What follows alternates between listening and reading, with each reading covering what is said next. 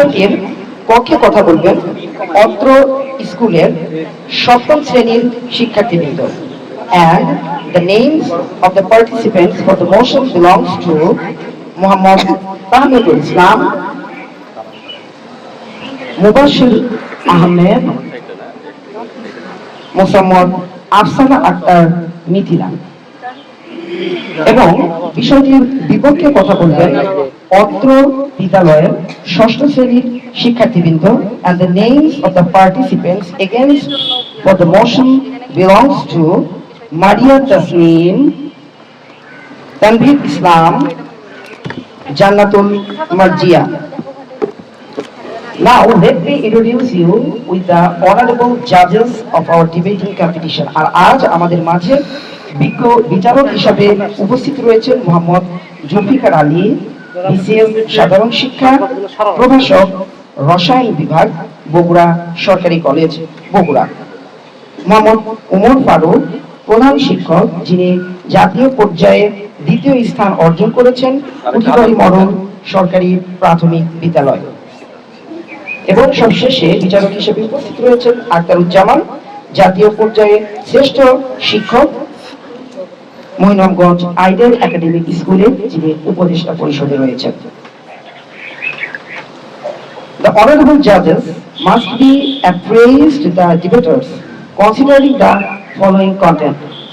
নিম্নোক্ত বিষয়ের উপর বিবেচনা করে বিচারকগণ বিতার্কিকদের মান বন্টন করবেন। বিষয়বস্তু হলো প্রেজেন্টেশন 5, উপস্থাপনা 5, use of language and pronunciation 5, and argumentation and rebuttal of argumentation 5.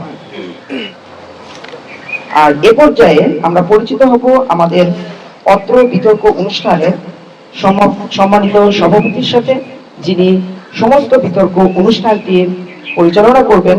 এবং ফলাফল পক্ষ দলের প্রথম বক্তা মোহাম্মদ তাহমিদুল ইসলাম। আমি পক্ষ দলের প্রথম বক্তা মোহাম্মদ তাহমিদুল ইসলামকে তার বক্তব্য প্রদানের জন্য আহ্বান জানাচ্ছি। চাই সবার মাঝে প্রাণের কথা বলতে, অন্ধ আবেগ সরিয়ে দিয়ে আলোর পথে চলতে। সম্মানিত সভাপতি, বিচারক মন্ডলী এবং উপস্থিত সবাইকে আমার সালাম, আসসালামু আলাইকুম। ধন্যবাদ মাননীয় মডারেটর আমাকে কিছু কথা বলার সুযোগ দেওয়ার জন্য। বিতর্ক চলছে, চলবে। আজকের আলোচ্য বিষয় আধুনিক প্রযুক্তি শিক্ষার্থীদের জন্য আশীর্বাদ না অভিশাপ। আমি এটির পক্ষে বলছি। আমার স্পষ্ট বক্তব্য হলো আধুনিক প্রযুক্তি অবশ্যই শিক্ষার্থীদের জন্য আশীর্বাদ। মাননীয় মডারেটর, প্রযুক্তির কথা বলতে গেলে প্রথমেই উঠে আসে প্রযুক্তির প্রথম আবিষ্কারের কথা। হ্যাঁ মাননীয় মডারেটর, আমি এখন চাকার কথাই বলছি, যেটির মাধ্যমে প্রযুক্তির সূচনা ঘটে, যেটি মানুষের জীবনধারা পরিবর্তনের প্রথম ধাপ ছিল। আর এই চাকা শিক্ষাক্ষেত্রে এক যুগান্তরকারী পরিবর্তন ঘটিয়েছে। আগে শিক্ষা প্রতিষ্ঠানে পায়ে হেঁটে পৌঁছাতে হতো, এটা আমাদের অনেক মূল্যবান সময় নষ্ট হতো। বর্তমানে সময়ের অপচয় রোধ করে সময়কে কাজে লাগিয়ে শিক্ষার প্রসার ঘটিয়ে জীবনকে উন্নত করার এক সুবর্ণ সুযোগ যোগাচ্ছে এই প্রযুক্তি। মাননীয় মডারেটর, কাগজের আবিষ্কারক দেশ বললে মনে পড়ে যায় চীন দেশের কথা। কাগজের আবিষ্কারকের নাম হলো কাইলুইন। খ্রিস্টপূর্ব 2000 বছর আগে হান্নাস বংশের আমলে কাইলুইন কাগজ আবিষ্কার করে। কাগজ আবিষ্কারের পূর্বে দুইটি পদ্ধতিতে লেখা হতো। প্রথমটি হলো রেশমের কাপড়, দ্বিতীয়টি হলো বাঁশ। রেশমের কাপড়, যা সেই সময় খুব একটি দামি বস্তু ছিল, যা সবার পক্ষে কিনা সম্ভব হতো না। অপরটি হলো বাঁশ, যা ভারী থাকায় বহন করা অনেক কষ্টসাধ্য ছিল। মাননীয় মডারেটর, আমি আমার প্রতিপক্ষ বন্ধুদের কাছে প্রশ্ন করতে চাই, যদি প্রযুক্তি মানব সভ্যতায় অগ্রগতি লাভ না করতো, তাহলে কি আমার প্রতিপক্ষ বন্ধুরা গুহায় বসবাস করতো? তাহলে কি তারা পাথরে তাদের স্ক্রিপ্ট লিখে নিয়ে আসতো? প্রশ্ন রেখে গেলাম আমার বিপরীত পক্ষ দলের কাছে। মাননীয় মডারেটর, আমি এখন উল্লেখ করতে যাচ্ছি একটি পরিচিত আবিষ্কারের কথা, যেটা আমরা পক্ষ, বিপক্ষ এবং বিচারক মন্ডলী এবং আমরা সাধারণ মানুষ সকলেই হিসাবের কাছে ব্যবহার করি। হ্যাঁ মাননীয় মডারেটর, আমি এখন ক্যালকুলেটরের কথা বলছি, যেটির মাধ্যমে প্রযুক্তির সূচনা ঘটে, যেটি মানুষের জীবনধারা যেটি ক্যালকুলেটর, যা আমি আমার প্রতিপক্ষ বন্ধুদের কাছে প্রশ্ন করতে চাই, প্রযুক্তির আবিষ্কার ক্যালকুলেটর শিক্ষাক্ষেত্রে তাদের কিরূপ অভিশাপে অবস্থান করেছে? মাননীয় মডারেটর, প্রযুক্তি প্রথমত জ্ঞান অর্জনকে সহজ করে দিয়েছে। আগে একটি তথ্য জানতে বই খুঁজতে হতো, সময় লাগতো। বর্তমানে গুগল সার্চ করলে মুহূর্তের ভিতরে আমরা উত্তর পেয়ে যাই। মাননীয় মডারেটর, প্রযুক্তি আমাদের দক্ষতা বাড়াতে সাহায্য করে। কম্পিউটার চালানো, প্রেজেন্টেশন করা, টাইপ করা, আধুনিক দক্ষতা ভবিষ্যতে খুব দরকার হবে। মাননীয় মডারেটর, প্রযুক্তি সময় এবং খরচ দুটোই বাঁচায়। নোট বই, ক্লাস বই সবই অনলাইনে পাওয়া যায়। এমন অনেক ভিডিও রয়েছে যা আমাদের শিক্ষামূলক ভিডিও রয়েছে যা আমাদের কঠিন কাজকেও সহজ করে দিয়েছে। মাননীয় মডারেটর, আমি বলতে চাই প্রযুক্তি অভিশাপ নয়, আশীর্বাদ। আমরা কিভাবে ব্যবহার করি তার উপর নির্ভর করে। যদি আমরা সঠিকভাবে ব্যবহার করি তাহলে প্রযুক্তি সবচেয়ে বড় আশীর্বাদ। সুতরাং আমি দৃঢ়ভাবে বলছি, আধুনিক প্রযুক্তি অবশ্যই শিক্ষার্থীদের জন্য আশীর্বাদ, এটা কখনো অভিশাপ হতে পারে না। ধন্যবাদ সবাইকে। ধন্যবাদ। এ পর্যায়ে আমাদের মাঝে বক্তব্য নিয়ে আসছেন দ্বিতীয় দলের বিপক্ষ দলের প্রথম বক্তা মারিয়া তাসকিন। মারিয়া তাসকিনকে তার বক্তব্য কিনেছো বইয়ে মন নেই, সময় হারায় সে কাটানো খেল। ধন্যবাদ মাননীয় সভাপতি আমাকে সুযোগ দেওয়ার জন্য। দৈনিক ইত্তেফাক পত্রিকায় প্রকাশিত একটি প্রতিবেদনে দেখা গেছে রাজধানীর সুনামধন্য একটি বিদ্যালয়ের একজন শিক্ষার্থী সন্ধ্যায় পড়াশোনায় মনোনিবেশ করতে চেয়েছিল। বই খোলা, কলম হাতে। ঠিক তখনই তার মোবাইলে আসে একটি নোটিফিকেশন। সেভাবে 1 মিনিট দেখবো, কিন্তু সে 1 মিনিটে সে ঢুকে পড়ে সোশ্যাল মিডিয়ার জগতে। একটা ভিডিও, আরেকটা ভিডিও, চ্যাট, মিম, যেখানে 5 মিনিটের বিরতি নেওয়ার কথা ছিল সেখানে কেটে যায় 40 মিনিট। বই খোলা থাকলে এমন পড়াশোনায় নেই। এভাবেই প্রযুক্তি শিক্ষার্থী মনোযোগ, সময় এবং শৃঙ্খলাকে নীরবে গ্রাস করছে। এমন এক প্রেক্ষাপটে আমাদের আজকের বিতর্কের বিষয় নির্ধারণ করা হয়েছে আধুনিক প্রযুক্তি শিক্ষার্থীর জন্য অভিশাপ নয় এবং আশীর্বাদ। অত্যন্ত যুক্তিসঙ্গত কারণে আমি এবং আমার দল বিপক্ষে অবস্থান করছি। কেন? কারণ বাস্তবতা দেখাচ্ছে প্রযুক্তি সবসময় শিক্ষার্থীর জন্য আশীর্বাদ হিসেবে কাজ করছে না। মাননীয় সভাপতি, আমার প্রতিপক্ষের প্রথম বক্তা আজকের বিতর্কের বিষয়গুলো সংজ্ঞায়ন করেনি, অথচ এটি সংজ্ঞায়নের দাবিদার। ব্যাখ্যা করছি। আধুনিক প্রযুক্তি বলতে smartphone, internet, social media, gaming app, video platform যা আচরণ এবং শারীরিক মানসিক স্বাস্থ্যকে প্রভাবিত করে। অভিশাপ হলো এমন কোনো অবস্থা বা প্রভাব যা মানুষের জীবনে অমঙ্গল ক্ষতি বা দুর্ভোগ সৃষ্টি করে। অপরদিকে আশীর্বাদ হচ্ছে যে কোনো ভালো, উপকারী বা কল্যাণকর প্রভাব যা মানুষের জীবনকে সহজ, উন্নত ও সমৃদ্ধ করে। এই সংজ্ঞা অনুযায়ী দেখা যায় যে প্রযুক্তি শিক্ষার্থী মনোযোগ করে, সময় নষ্ট করে, ঘুম ও বিশ্রাম কমায়, চিন্তা শক্তি কমিয়ে দেয়, তা কখনোই শিক্ষার্থীর জন্য আশীর্বাদ হতে পারে না, তা শিক্ষার্থীর জন্য অভিশাপ। যদিও প্রযুক্তি শিক্ষার্থীকে দ্রুত তথ্য খুঁজে পাওয়ার সুযোগ, অনলাইন লার্নিং প্ল্যাটফর্ম এবং যোগাযোগের সুবিধা দেয়, কিন্তু বাস্তবতা দেখলে দেখা যায় শিক্ষার্থীর মূল্য, সময় এবং শৃঙ্খলা সবচেয়ে বেশি ক্ষতিগ্রস্ত হচ্ছে। বিজ্ঞান ভিত্তিক গবেষণায় তথ্য হয়েছে মোবাইল বা সোশ্যাল মিডিয়ার নোটিফিকেশন, ভিডিও বা গেমের আকর্ষণে শিক্ষার্থীরা বারবার বিচ্যুত হয়। 1 মিনিটের ছোট বিরতি প্রায় 40 মিনিটে পরিণত হয়। কগনিটিভ সায়েন্সের গবেষণায় বলা হচ্ছে বাধাগ্রস্ত তথ্য চেক করা শিক্ষার্থীর দীর্ঘমেয়াদী স্মৃতিশক্তি এবং সমস্যা সমাধানের ক্ষমতা দুর্বল করে। শুধু পড়াশোনা নয়, সামাজিক দক্ষতা ক্ষতিগ্রস্ত হচ্ছে। ভার্চুয়াল বন্ধুত্বের কারণে শিক্ষার্থীরা মুখোমুখি যোগাযোগের দক্ষতা হারাচ্ছে। একাডেমিক, মানসিক এবং সামাজিক দিক থেকে শিক্ষার্থী জীবন প্রযুক্তি নীরব চোরাবালির মধ্যে আটকে যাচ্ছে। আমার প্রশ্ন হলো, এমন প্রযুক্তি কি সত্যি শিক্ষার্থীর জন্য আশীর্বাদ হতে পারে? যা শিক্ষার্থীর মনোযোগ ও সময় নষ্ট করে, ক্লান্তি ও হতাশা বাড়ায়, মূল্যবান সময় কেড়ে নেয়, সামাজিক দক্ষতা কমায়? আশা করি সুস্পষ্ট ব্যাখ্যা দিয়ে যাবেন। বাস্তবতা স্পষ্ট দেখাচ্ছে প্রযুক্তি শিক্ষার্থীর নীরব শত্রু, যা নীরবে শিক্ষার্থী জীবনের মূল্য ক্ষতিগ্রস্ত করছে। তাই আমি দৃঢ়তার সাথে বলতে চাই, আধুনিক প্রযুক্তি শিক্ষার্থীর জন্য আশীর্বাদ নয়, বরং অভিশাপ। ধন্যবাদ সবাইকে। জ্ঞান খুঁজে পাই আমরা এক স্পর্শী হাজারবার। পথ দেখায় ভবিষ্যতের স্বপ্ন করার সাহস দেয় আশীর্বাদী প্রযুক্তি শিক্ষার্থীকে আগলে রাখে নির্ভয়ে। সম্মানিত মডারেটর, মাননীয় বিচারক মন্ডলী, শ্রদ্ধেয় প্রতিপক্ষ দলের বক্তারা এবং উপস্থিত শ্রোতা বিন্দু, সবাইকে জানাই আমার পক্ষ থেকে আন্তরিক শুভেচ্ছা ও সালাম। আসসালামু আলাইকুম। আমি এখন আপনাদের সামনে আমার গ্রামের এক চাচার কথা তুলে ধরতে চাই। আমার চাচার একমাত্র ছেলে একবার এক মর্মান্তিক রোগে আক্রান্ত হয়। অতঃপর আমাদের চাচা তাকে নিয়ে হাসপাতালে যায়। ডাক্তার রোগী দেখে ঔষধপত্র দেয়, কিন্তু আমাদের সেই চাচা ঔষধপত্রের পার্শ্ব প্রতিক্রিয়ার কথা চিন্তা করে তাকে ঔষধ খাওয়াতেন না, যার ফলে আমাদের সেই ভাই আজ অকালে মৃত্যু করে ঢলে পড়েন। আর যদি আমাদের সেই চাচা ঔষধপত্রের পার্শ্ব প্রতিক্রিয়ার কথা চিন্তা না করে তাকে ঔষধপত্র সেবন করাতেন, তাহলে আমাদের সেই ভাইটি আজ হয়তো বেঁচে থাকতো। ঠিক তেমনি আমরা যদি আধুনিক প্রযুক্তির সাইড ইফেক্টের কথা চিন্তা করে এর সুফল বুঝতে না পারি, তাহলে আমরাও সেই ভাইয়ের মতো আজ অন্ধকারে তলিয়ে যাব।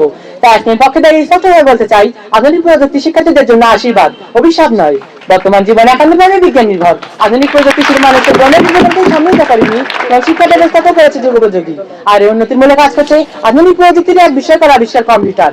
আপনারা বারবার নোটিফিকেশনের কথা, মোবাইল ফোনের কথা বোঝাতে যাচ্ছেন এবং মোবাইল ফোনকে আধুনিক প্রযুক্তির একমাত্র ডিভাইস বোঝাতে যাচ্ছেন, কিন্তু মোবাইল ফোন ছাড়া আধুনিক প্রযুক্তি যে এত আবিষ্কার রয়েছে তা হয়তো আপনারা ভুলেই গেছেন। এর মধ্যে অধিক অন্যতম একটি আবিষ্কার হচ্ছে কম্পিউটার। আসুন জেনে নেই কম্পিউটার দিয়ে কি কি করা যায়।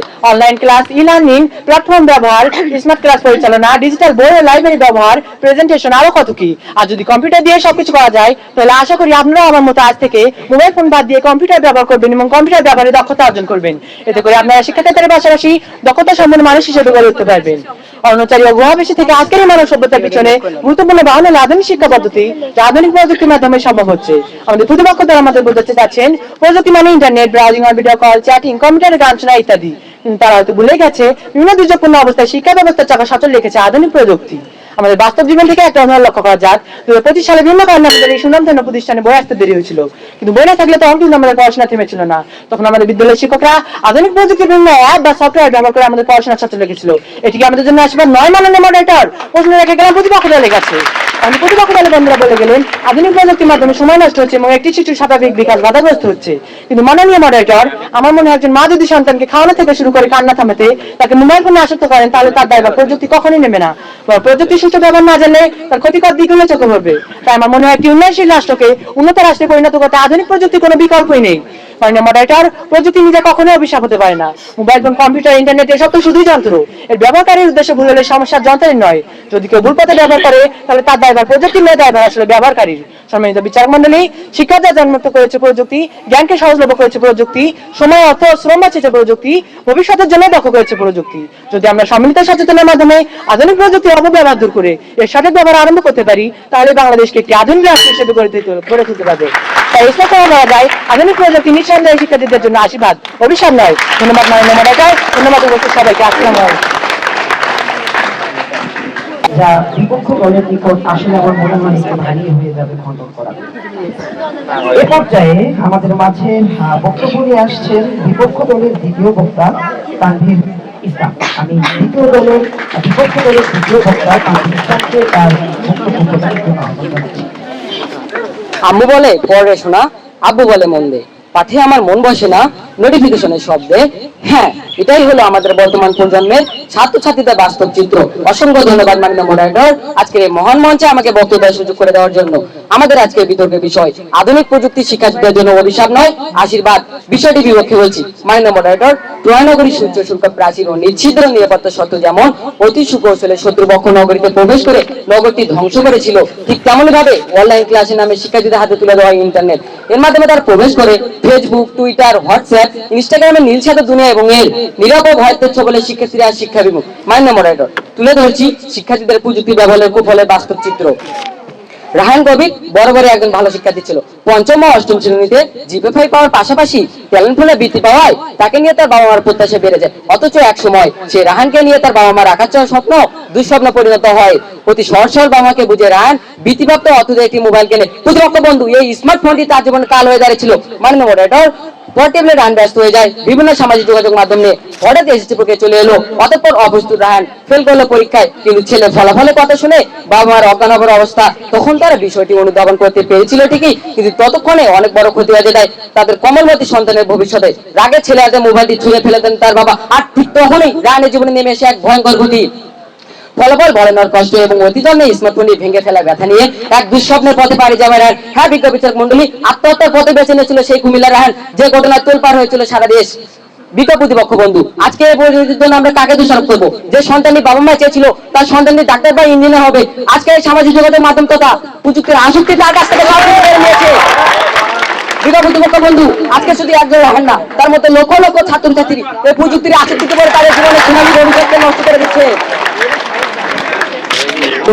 6 জানুয়ারি 2019 দৈনিক যুগান্তরের খবর অনুযায়ী এদেশে ইন্টারনেট ব্যবহারকারীর সংখ্যা 10,54,10,00,000। এর মধ্যে তরুণ তরুণী মিলে 79% সামাজিক যোগাযোগ মাধ্যম দখল করে রেখেছে। এর মধ্যে 3,40,00,000-এর মধ্যে 3,20,00,000 তরুণ তরুণী সামাজিক যোগাযোগ মাধ্যম ব্যবহার করে মোবাইলের মাধ্যমে। আগে একটা সময় ছিল যখন ছাত্রছাত্রীদের জিজ্ঞাসা করলে উত্তর দিত আমি ডাক্তার কিংবা ইঞ্জিনিয়ার হবে, কিন্তু প্রতিপক্ষ বন্ধু, আজকে প্রযুক্তির বদৌলতে সামাজিক যোগাযোগ মাধ্যম কোথায় গিয়ে দাঁড়িয়েছেন জানেন? আজকে তার উত্তর দেয় আমি টিকটক সেলিব্রিটি কিংবা ইউটিউবার হবো। আর এই মরিচাটার পেছনে ছুটে গিয়ে তাদের জীবন হতাশা ও অন্ধকার। আজ এমন হতাশা থেকে বেরিয়ে আসে প্রযুক্তি কোনো সমাধান আছে কি? থাকলে জানাবেন, আশা করি। বিজ্ঞ বিচারক মন্ডলী, আজকে এই চিত্র এতটাই ভয়াবহ হয়েছে যে পাবলিক পরীক্ষার ক্ষেত্রেও সামাজিক যোগাযোগের মাধ্যমে ব্যবহৃত তাদের শর্ট ভাষণে আলোচনাতে শোভা পায়। আর এই যখন হয় আমাদের পড়ালেখার ক্ষেত্রে প্রযুক্তির দুরবস্থার চিত্র, তখন এই কথা প্রমাণে আর কোনো অপেক্ষায় রাখে না যে আধুনিক প্রযুক্তি শিক্ষার্থীর জন্য একটি অভিশাপ। ধন্যবাদ মাননীয় মডারেটর, ধন্যবাদ সবাইকে। কিন্তু আমি সময়টা কি ঠিক আছে?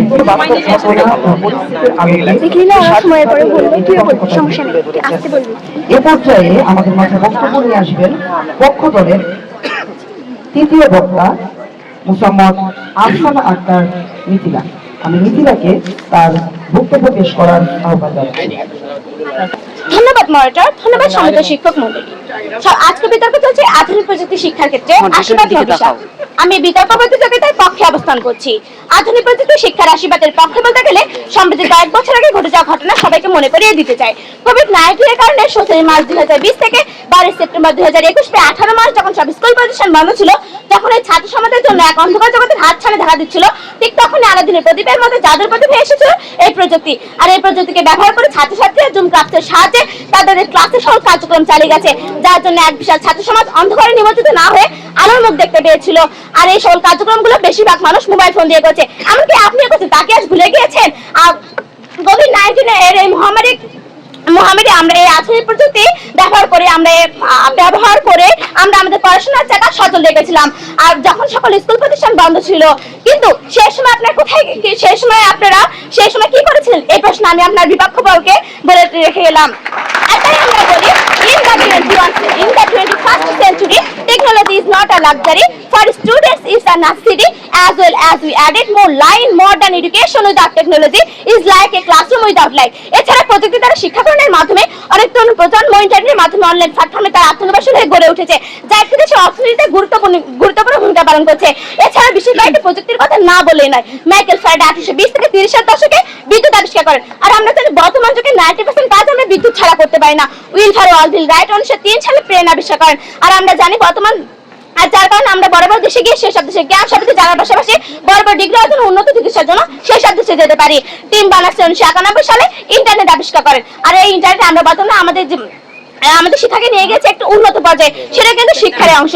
কিন্তু দেখা যায় যে পৃথিবীতে এমন অনেক মানুষ রয়েছে যাদের নৈতিকতাকে বিসর্জন দিয়ে বিভিন্ন অন্যায় কাজে লিপ্ত হয়ে থাকে, যা জেনে শুনে। আর এই সব নৈতিক অবক্ষয় মানুষ প্রযুক্তিকে ব্যবহার করছে খারাপ কাজে, যা জেনে শুনে। আর তাই আমরা আপনার পক্ষ থেকে বলতে চাই, আপনি যে মাউথের কথা বলছেন, যেন আপনার কথা সামনে দর্শক মন্ডলী সবাই খুব সহজে ভালোভাবে উপলব্ধি করতে পারে, সেটা কিন্তু প্রযুক্তির অংশ।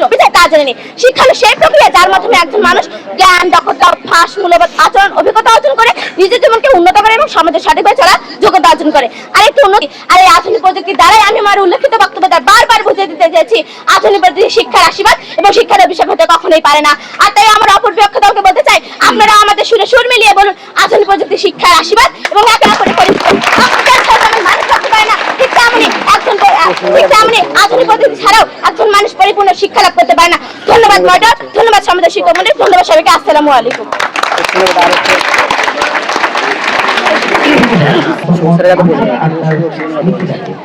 সে অত্যন্ত প্রাসঙ্গিকভাবে প্রযুক্তির ইতিবাচক দিক তুলে ধরেছে এবং করোনা প্যান্ডেমিক সময়ে প্রযুক্তির প্রভাব তুলে ধরেছে, তুলে ধরেছে এবং আমাদের যে ডিপেন্ডেন্সি প্রযুক্তির উপর ডিপেন্ডেন্সিকেও তুলে ধরেছে, যা ছিল অত্যন্ত প্রাসঙ্গিক এবং যুক্তিসঙ্গত। এ পর্যায়ে আমাদের সঙ্গে বক্তব্য নিয়ে আসবেন বিপক্ষ দলের সর্বশেষ তৃতীয় বক্তা জান্নাতুল মার্জিয়া। এ পর্যায়ে জান্নাতুল মার্জিয়াকে তার বক্তব্য প্রদান করার আহ্বান জানাচ্ছি।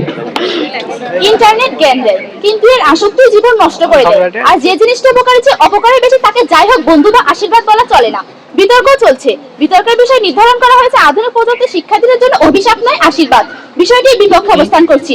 বিজ্ঞ বিচারক মণ্ডলী, বর্তমানে বিজ্ঞান এবং প্রযুক্তির যুগে প্রযুক্তির একটি অংশ হলো চ্যাটজিপিটি, যেখানে শিক্ষার্থীরা ঘন্টার পর ঘন্টা অধ্যয়নের মাধ্যমে জটিল প্রশ্নের সমাধান করার কথা ছিল মাননীয় মডারেটর, কিন্তু বর্তমানে শিক্ষার্থীরা চ্যাটজিপিটি থেকে খুব সহজেই জটিল প্রশ্নের সমাধান পেয়ে যাচ্ছে। এটা তারা শ্রম বিভাগ এবং প্রযুক্তি নির্ভর হয়ে পড়ছে। সেই সাথে কমছে তাদের সমস্যা সমাধানের দক্ষতা, জ্ঞানের পরিধি। এতে একজন ছাত্র প্রকৃত জ্ঞান অর্জনে বাধাগ্রস্ত হচ্ছে।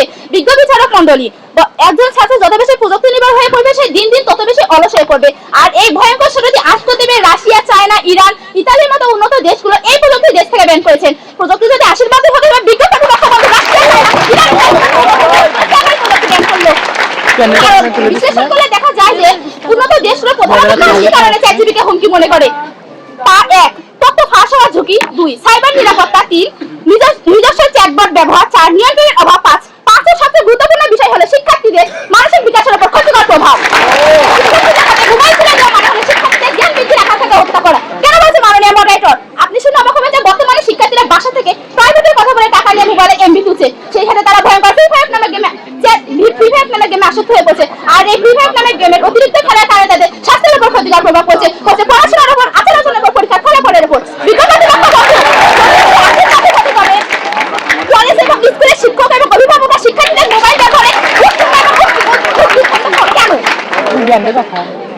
মাননীয় মডারেটর, ইন্টারনেটের প্রসার এবং প্রসারের মাধ্যমে ক্রমান্বয়ে শিক্ষার্থীরা খুব সহজে অপসংস্কৃতিতে আসক্ত হয়ে পড়ে। তারা বিভিন্ন ধরনের সেলিব্রিটিদের অনুসরণ করে, সেলিব্রিটিদের মধ্যে জীবনযাপন করার স্বপ্ন দেখে, কিন্তু বাস্তবতার ভিন্ন। যখন তারা ভার্চুয়াল জীবন বাস্তবতার প্রেক্ষাপট ভিন্ন বুঝতে পারে, তখন তারা হতাশ হয়ে পড়ে এবং এক পর্যায়ে আত্মহত্যার পথ বেছে নেয়।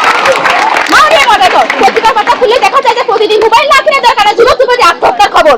নেট কেনার অর্থ উপার্জন করে তারা বিভিন্ন ধরনের অনৈতিক কাজে লিপ্ত হয়ে পড়ছে, অথচ আজকে তাদের কোনো ক্লাসে বা কোনো বইয়ের মধ্যে জ্ঞান আহরণের প্রচেষ্টা শেখার কথা ছিল। মাননীয় মডারেটর, অতিরিক্ত মোবাইল ফোনের কারণে শিক্ষার্থীরা মনে থেকে ক্যান্সারে আক্রান্ত হতে পারে হৃদরোগ, স্থূলতা, শ্বাসকষ্ট, দৃষ্টিশক্তি খর্ব হওয়ার মতো জটিল এবং দুরারোগ্য রোগ। মাননীয় মডারেটর, সম্প্রতি ইন্ডিপেন্ডেন্ট চ্যানেলে একটি খবর প্রকাশিত হয় যাতে বলা হয়েছে অনলাইনে সবচেয়ে বেশি সাইবার বুলিং এর শিকার হচ্ছে নারী শিক্ষার্থীরা। এতে বলা হয়েছে রাজশাহী বিশ্ববিদ্যালয়ের নারী শিক্ষার্থীরা হেনস্থা। ডাকসু নির্বাচনে ছাত্র শিবিরে জিএস প্রার্থী নারী শিক্ষার্থীকে ধর্ষণের হুমকি। সারা দেশে নারী শিক্ষার্থীদের লক্ষ্য করে সাইবার বুলিং এর প্রতিবাদে সব শিক্ষা প্রতিষ্ঠানে বিক্ষোভ মিছিল অবস্থান পালন করছে ছাত্রদল। নৈতিকতার কথায় মাননীয় মডারেটর, সাইবার বুলিং এমন একটি অভিযোগ যার প্রমাণ করে শিক্ষার্থীদের জীবন ধ্বংস হয়ে যাচ্ছে। আপনার কাছে আছে প্রতিপক্ষ যেভাবে প্রযুক্তির সুপরে গুটিয়ে এক্সট্রা হয়ে গেছে, প্রশ্ন থেকে গেল। ধন্যবাদ মাননীয় মডারেটর, ধন্যবাদ সবাইকে।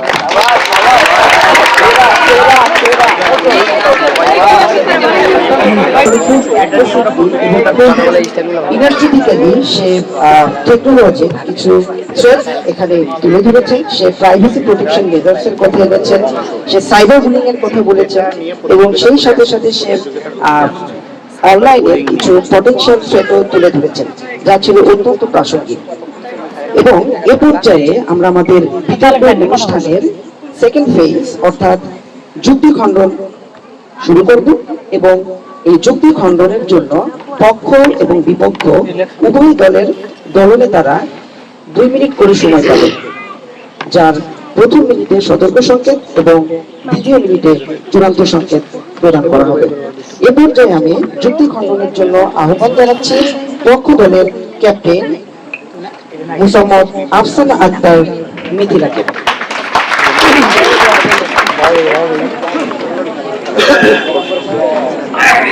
আসসালামু আলাইকুম ওয়া রাহমাতুল্লাহি ওয়া বারাকাতুহু। আপনারা মোবাইল ফোনের ক্ষেত্রে ফোনের ক্ষতিকর দিকটি দেখিয়ে মোবাইল ফোনকে অভিশপ্ত করতে চেয়েছেন। মোবাইল ফোন দিয়ে যে আপনি আপনার স্কুলে তথ্য সহ আরো অনেক গুরুত্বপূর্ণ কাজগুলো প্রতিনিয়ত করে গেছেন, সেগুলো হয়তো আপনি জানেন ভুলেই গেছেন। স্কুল আপনাকে যেমন ফোনের ক্ষতিকর দিক উপকারী দিক শিখেছে, ঠিক তেমনি অপকারী দিকের শিক্ষক বারবার আমাদের ক্লাসে আমাদের শিক্ষকরা বারবার এটা নিয়ে ইংরেজি এবং বাংলা উভয় স্যার ম্যাডাম এসব নিয়ে আলোচনা করেছেন। যেমন ডায়ালগ ইজি, এগুলো ডায়ালগ আছে, এগুলো নিয়ে কথা বলেছেন। আপনারা সবকিছু জেনে শুনে স্যার ম্যাডামদের কথা অমান্য করে আপনাদের জীবন কিভাবে সাজাবেন, এটি একমাত্র আপনাদের ব্যক্তিগত বিষয়।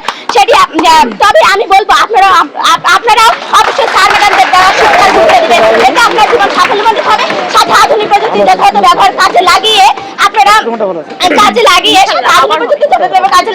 আধুনিক শিক্ষা সমাজ গড়ে তুলতে পারবেন। যেমনটা আমাদের স্কুলের অ্যাক্টিভিটিস ডে বাই ডে আধুনিক প্রযুক্তি শিক্ষা নির্ভর ব্যবহার গ্রহণ করছে, যা একটি দেশের যা শিক্ষাক্ষেত্রে বিগত বছরের তুলনায় আরো উন্নত উপযোগী স্মার্ট শিক্ষাক্ষেত্রে প্রকাশ করেছে। আর তাই বলতে চাই, আইডিয়াল স্কুল আপনাদের একটি অতি পরিচিত শব্দ। ব্যান একটি মোবাইল ফোনের সেই ক্ষতিকর দিক থেকেও দূরে থাকতে বলেছে। মোবাইল ফোন কেনা আশা করি উত্তরটি পেয়ে গেছেন। আপনার 4GB ব্যান নিয়ে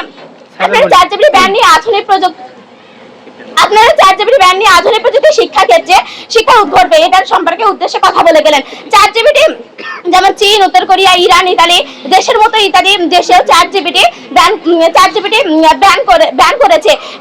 4GB ব্যান নিয়ে বিতর্ক প্রতিযোগিতায় কথা বলার আগে আমার বিপক্ষ প্রতিযোগিতা ব্যান নিয়ে পড়াশোনা করে আসা উচিত ছিল, কারণ তাদের নিরাপত্তা, তাদের ইন্টারনেট, তাদের সীমাবদ্ধতার কারণে তারা সেগুলো ব্যবহার করে না কখনো। ওই যে বলে গিয়েছিলাম, নৈতিক অবক্ষয় মানুষ জান্নাতে যাওয়ার সুযোগ থাকার পরে জাহান্নামের দিকেই হাত দেয়, তেমনকি আপনারা সেদিকেই হাত বাড়াচ্ছেন।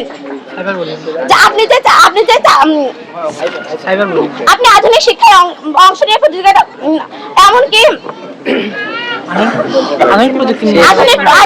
আপনি আধুনিক প্রযুক্তি নিয়ে কথা বলার আগে আপনি আধুনিক প্রযুক্তি নিয়ে কথা বলতে এসেছেন, কিন্তু আধুনিক প্রযুক্তি সায়েন্টিফিক নিয়ে সাইবার বুলিং নিয়ে কথা বলতে আসেননি। কিন্তু স্যার, আমাকে কিছু সময় দেওয়ার জন্য অনুরোধ করছি। আপনি জায়গা নিয়ে যুক্তি খণ্ডনের জন্য বক্তব্য রাখবেন বিপক্ষ দলের দলনেতা জানাতুল বিপক্ষ দলের দলনেতা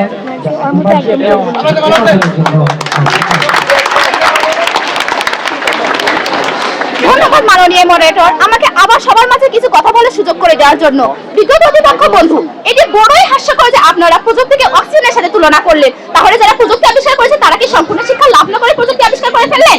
যদি তাই হয় বিজ্ঞ প্রতিপক্ষ, ঈশ্বরচন্দ্র বিদ্যাসাগর কি সম্পূর্ণ শিক্ষায় শিক্ষিত ছিলেন না? যদি তাই হয় বিজ্ঞ প্রতিপক্ষ, তাহলে ঈশ্বরচন্দ্র শর্মাকে কেন বিদ্যাসাগর উপাধি দেওয়া হয়েছিল?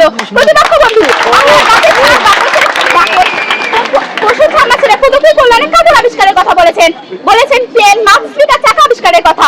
লক্ষ্য করুন বিজ্ঞ বিচারক মণ্ডলী, শুধু শিক্ষার্থীদের জন্য বলা হয়েছে, সমগ্র মানব জাতির কথা বলা হয়নি। প্রশ্ন হলো, কাপড়, প্লেন, মাউস, স্পিকার আবিষ্কারের ফলে প্রত্যক্ষ কুফল শিক্ষার্থীরা আদৌ পাচ্ছে কি?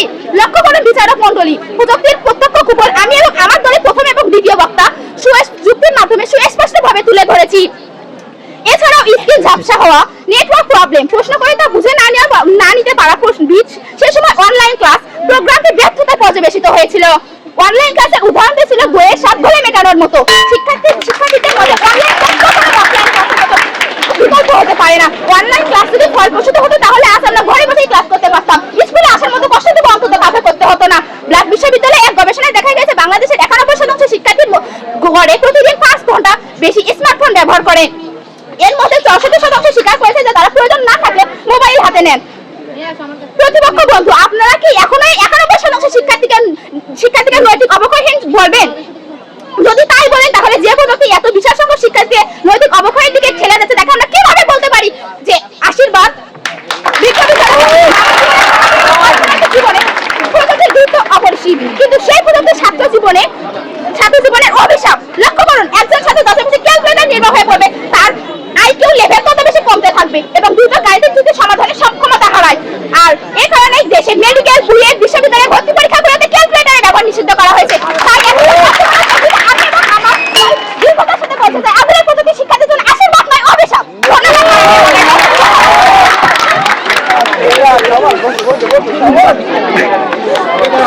এরই মাধ্যমে আমাদের বিতর্কের আনুষ্ঠানিক পরিসমাপ্তি হল।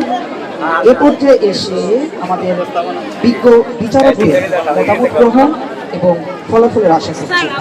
এ পর্যায়ে এসে আমি আমাদের বিজ্ঞ বিচারক মহোদয় মোহাম্মদ জুলফিকার আলী স্যারকে বিতর্কে এসে কিছু বলার জন্য সবিনয়ে অনুরোধ জানাচ্ছি। আসসালামু আলাইকুম।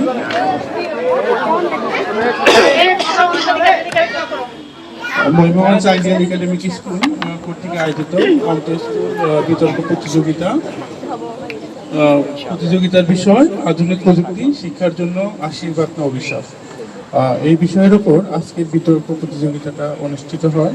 তো আসলে যে কোনো বিতর্ক প্রতিযোগিতায় হার বা জিতটা মেইন ফ্যাক্ট নয়। আমাদের মহিমাগঞ্জে যদি আমরা দেখে থাকি, এক সময় আমাদের রংপুর সুগার মিল ছিল, আমাদের হাই স্কুল ছিল, যেগুলো অনেক মানসম্মত প্রতিষ্ঠান ছিল, কিন্তু সময়ের আবর্তে আসলে আমাদের সেই ঐতিহ্যবাহী প্রতিষ্ঠানগুলো তাদের ধারাবাহিকতা হয়তোবা ধরে রাখতে পারেনি। তার ফলশ্রুতিতেই আমাদের মহিমাগঞ্জে বিকল্প একটা প্রতিষ্ঠান ইস্টাবলিশড হয়েছে। তো এই প্রতিষ্ঠানটা শুধু এই প্রতিষ্ঠানটা শুধু একাডেমিক শিক্ষার দিক দিয়ে এগিয়ে নয়, তো আসলে আমাদের বর্তমানে যে যুগে আমরা বসবাস করছি সেখানে এক্সট্রা অর্ডিনারি কারিকুলামগুলো খুবই জরুরি একটা বিষয়। তার মধ্যে বিতর্ক প্রতিযোগিতাটা কোনোভাবেই তো আমরা অ্যাভয়েড করার কোনো সুযোগ নেই, কিন্তু দুঃখজনক হলেও সত্য একসময় আমাদের রংপুর সুগার মিল স্কুলে বিতর্ক প্রতিযোগিতাটার আয়োজন করা হতো। তো দীর্ঘ প্রায় 20 বছর পরে মহিমাগঞ্জ আবার একটা বিতর্ক প্রতিযোগিতা হচ্ছে। এটা আসলে কতখানি যে ভালো লাগার একটা বিষয়, যেটা আসলে বলে প্রকাশ করতে পারবো না। তো আমি আবারও মহিমাগঞ্জ আইডিয়াল একাডেমিক স্কুলের স্কুল কর্তৃপক্ষকে আবারও আন্তরিক অভিনন্দন জানাই এবং পক্ষ এবং পক্ষ দল উভয় দলই খুব সুন্দর যুক্তি উপস্থাপন করেছে, অনেক সুন্দর যুক্তি উপস্থাপন করেছে। তাদের উপস্থাপনা, তাদের কথা বলার ভঙ্গি, যুক্তি খণ্ডন সবকিছুই অসাধারণ ছিল। আসলে এখানে স্বাভাবিকভাবে সবার সামনে কথা বলতে গেলে অনেক সময় হয়ে যায় কি যে আমার একটা বিষয় জানা আছে, দেখা যাচ্ছে যে যখন আমি পাবলিক স্পিকিং করতে যাব স্বাভাবিকভাবে এটা আমার অনেক সময় মনে থাকে না বা একটু এটুকু হতেই পারে, এটাই স্বাভাবিক। আসলে আমাদের তো আগে মহিমাগঞ্জ, আমি যেটা বললাম যে গত 20 বছরে মহিমাগঞ্জে এরকম একটা অনুষ্ঠানের আয়োজন হয়েছে, এটা আমার জানা নেই। কারো জানা থাকলে আমাকে একটু কাইন্ডলি এখন একটু বলবেন কি 20 বছরে কি এটা হয়েছে কি কখনো? হয়নি। যেহেতু 20 বছরে হয়নি, তো আসলে সেক্ষেত্রে আমার পক্ষ দল বিপক্ষ দল যেভাবে যুক্তি তর্ক বা একটা মনে হচ্ছিল যে আমরা ন্যাশনাল একটা বিতর্ক প্রতিযোগিতায় কি বলি পার্টিসিপেট করছি, এটা আসলে কি বলবো, এটা তো আসলে আমাদের কন্টিনিউয়াস প্রসেস না। হুট করে বা হঠাৎ করে দীর্ঘদিন পরে মহিমাগঞ্জের এই সংস্কৃতি চালু রাখার জন্য বা চালু হওয়ার জন্য আমি আবারও মহিমাগঞ্জ আইডিয়াল একাডেমিক স্কুল কর্তৃপক্ষকে আন্তরিক ধন্যবাদ জানাই। পাশাপাশি পক্ষ দল এবং বিপক্ষ দল, আসলে হার জিতটা কোনো বিষয় নয়, এখানে হার জিত থাকবে। তো সবচেয়ে বড় যেটা, আমি আবারও পক্ষ দল বিপক্ষ দলের সম্মানিত আমার স্নেহের স্টুডেন্টদের আবারও আন্তরিক ধন্যবাদ জানাই। তোমরা অনেক সুন্দর পারফর্ম করেছো, তোমাদের এই পারফর্মটা অবশ্যই ধরে রাখবা। আর পাশাপাশি আমাদের শিক্ষাক্ষেত্রে বিজ্ঞানের যেমন কি বলি আধুনিক প্রযুক্তি যেমন আশীর্বাদ, আসলে আশীর্বাদ তো অবশ্যই, কিন্তু আমরা এখন অভিশাপের দিকে মূলত জিনিসটা নিয়ে গিয়েছি। দেখা যাচ্ছে যে এখন ক্লাসরুমেও আমি আমার এক্সপিরিয়েন্সের কথা বলি। আমি তো বগুড়া সরকারি কলেজে কর্মরত আছি। আমি গত বৃহস্পতিবারের যে খালটাকে আমি করলাম, ক্লাসের সময় এক স্টুডেন্ট ক্লাসের মধ্যে ইউটিউব চালাচ্ছে। তো আসলে ক্লাসের মধ্যে ইউটিউব চালানো বা এগুলোই হয়ে থাকে আর কি, ঠিক আছে। তো যার কারণে আসলে আমাদের এই টেকনোলজিটা একদিকে যেমন আশীর্বাদও আর একদিকে তেমন অভিশাপও। তো আসলে আমরা যে কোনো টেকনোলজির খারাপ ভালো উভয় দিকই থাকবে, আমরা খারাপ দিকগুলো পরিত্যাগ করে অবশ্যই ভালো দিকগুলো গ্রহণ করব। তো সবাইকে আবারও আন্তরিক ধন্যবাদ। আমি আশা করব মহিমাগঞ্জের এই ধারা অব্যাহত থাকে এবং আমাদের মহিমাগঞ্জ অনেক এগিয়ে যাক। সবাইকে ধন্যবাদ। আসসালামু আলাইকুম।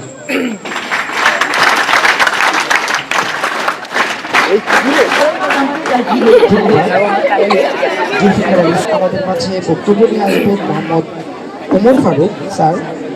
স্যারকে তার মূল্যবান বক্তব্য পেশ করার জন্য বিশেষভাবে অনুরোধ জানাচ্ছি।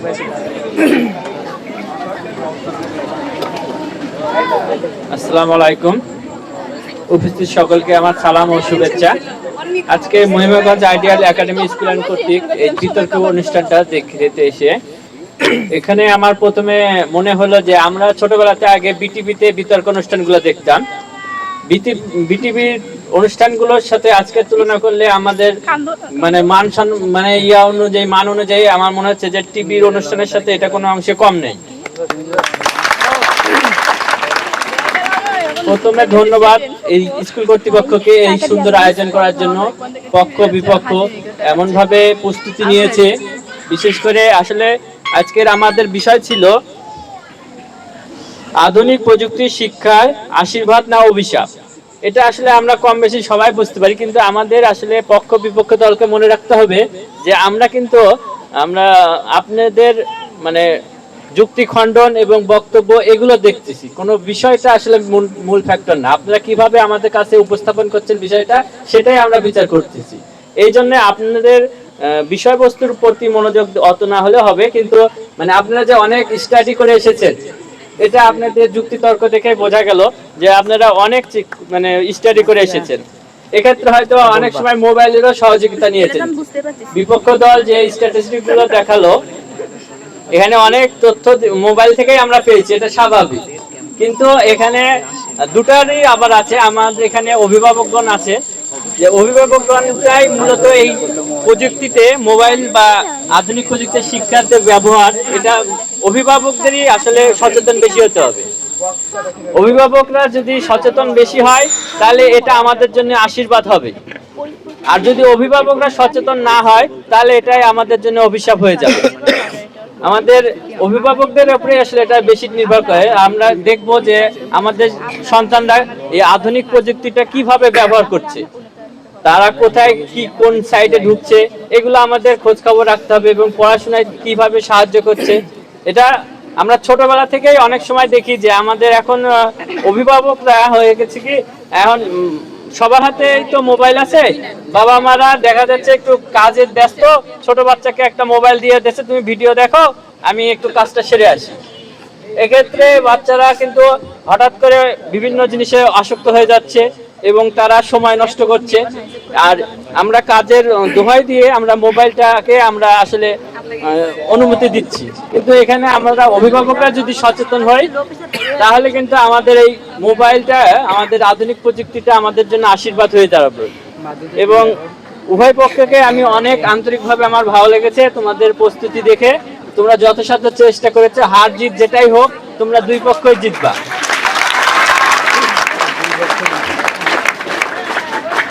আর প্রিয় দর্শক বৃন্দদের জন্য আন্তরিকতা শেষ করছি। ধন্যবাদ সবাইকে।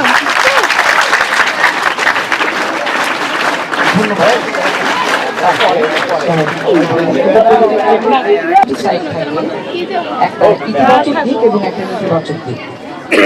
প্রত্যেকের মাঝে আমরা এটাই স্পষ্ট বুঝতে পারছি যে আমরা সবাই টেকনোলজির যে অ্যাডভান্টেজেস, সেই অ্যাডভান্টেজেসটা আমরা ইনটেক করব এবং প্রকাশ করি। যেহেতু আইডিএলের সাথে আমার যোগসূত্র আছে, আজকের বিতর্ক আমি 1991 সালে রংপুর চিনিকল উচ্চ বিদ্যালয়ের একটি বিতর্কে অংশগ্রহণ করেছিলাম।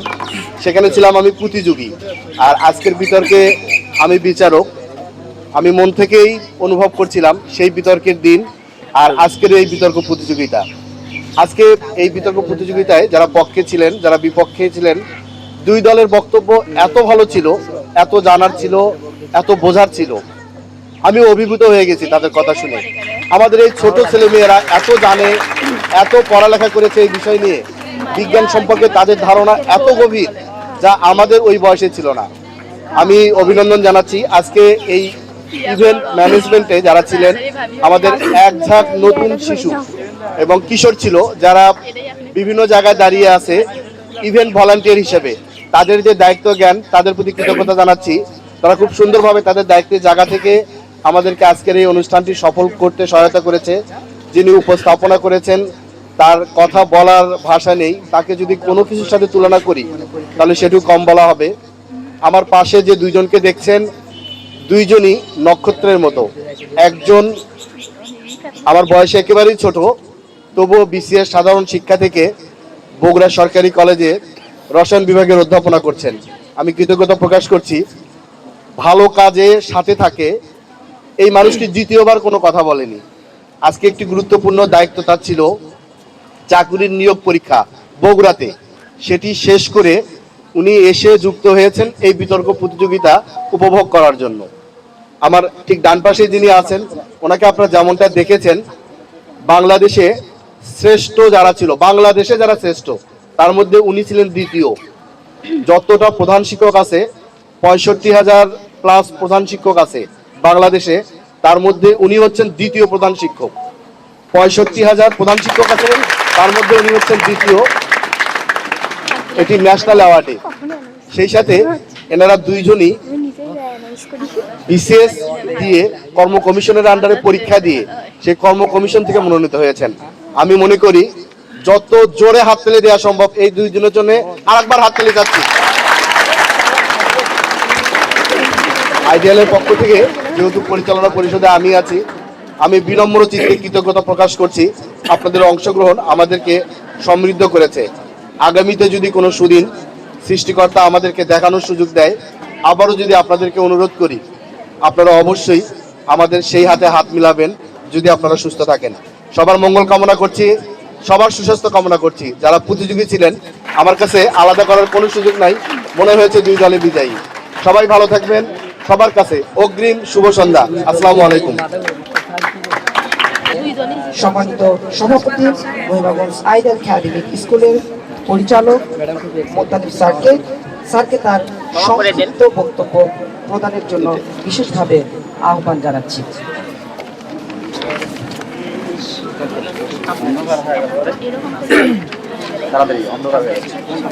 ধন্যবাদ আজকে পরিচালনার সদস্য। আজকের যে দুই পক্ষই অত্যন্ত সুনামের সাথে পক্ষ বিপক্ষ দল যে অনুষ্ঠানটি পরিচালনা করছে, আমি অভিনন্দন জানাচ্ছি তাদেরকে। তাদের এই ক্ষুদ্র বয়সে এত সুন্দর ভোকাবুলারি অর্জন করেছে, দর্শককে সবাইকে বিশাল জনকে তারা অভিহিত করেছে। আমি দুই দলের বিপক্ষ দলকে আমি অভিনন্দন জানাচ্ছি।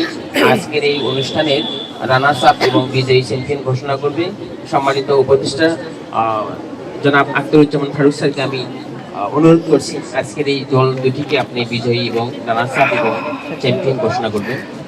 ধন্যবাদ সবাইকে। আসসালামু আলাইকুম।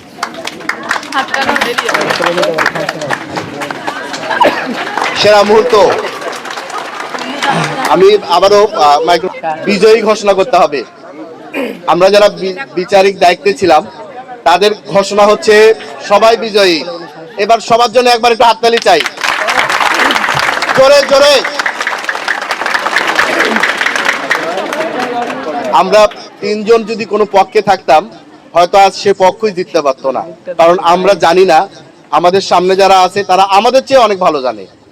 আমরা আমাদের যে বিচারিক দক্ষতাটুকু ছিল, আমাদের যে যোগ্যতাটুকু আছে, আমরা মূলত সেটি থেকে বিচার করেছি। হয়তো তারা এর চেয়ে অনেক ভালো। আগামী দিনগুলোতে আইডিয়াল একাডেমিক স্কুলের কাছে আমাদের প্রত্যাশা এটি যেন প্রত্যেক বছর কমপক্ষে 4-5টি ইভেন্ট করে এটি অব্যাহত রাখা হয়, প্রাথমিক, মাধ্যমিক, নিম্ন মাধ্যমিক বিভিন্ন সেক্টরে ভাগ করে। তাহলে আমরা আরো ভালো বিতর্কিক, আরো ভালো যোগ্যতা সম্পন্ন ব্যক্তিকে খুঁজে বের করতে পাবো। ঘোষণা করতে হবে, তাই না?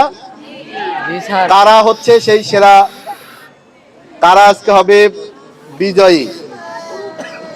যারা খুব ভালো করেছে তারা আরো আগামীতে অনেক ভালো করবে। আমি ঘোষণা করছি বিজয়ী দল। ঠিক কারা কারা হতে পারে?